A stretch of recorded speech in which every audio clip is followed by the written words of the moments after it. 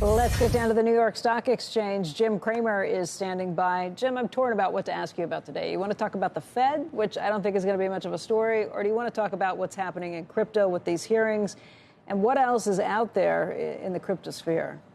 Well, I do think that when Binance assures us that everything's fine, it makes me realize that once again, Gary Gensler, the chairman of the SEC, is going to have to.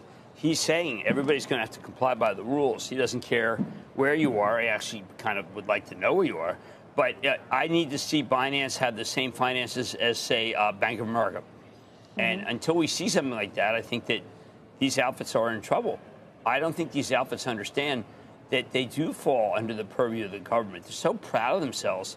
They somehow think that blockchain makes them immune, as if everyone is using blockchain at Amazon and Alphabet, which they're not, because they don't even think it's good technology.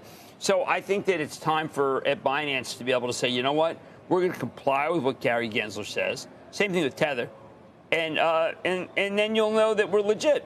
And until then, it's not so good. I see Coinbase is going up. They've got about 200 coins, kind of unregulated.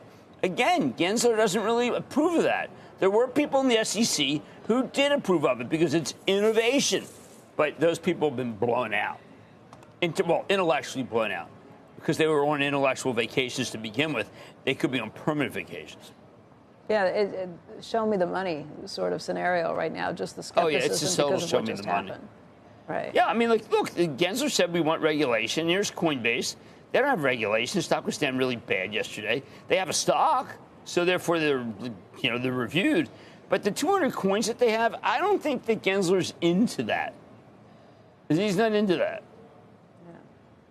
Yeah. A lot of really interesting coins. We put some funny coins up on our lower right-hand corner that are really good. You can really take them right to the bank, except for I can't figure out what bank.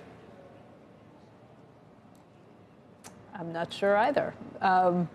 Jim, I'm eager to hear more of what the Senate hearings are going to pull out today.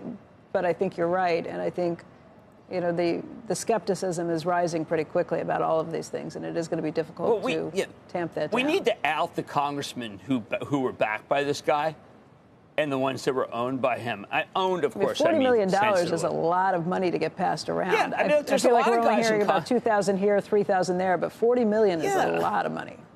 And apparently, a couple of people in the SEC commission I'm working on, they really weren't in favor of. They're very pro-innovation. That's what they say to themselves, pro-innovation. I've never. Maybe they were into fungible tokens, or even ones that were not fungible. It's kind of a tough market for that too.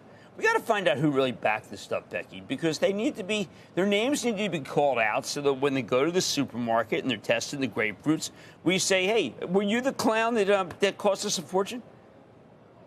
That's the way it goes in life.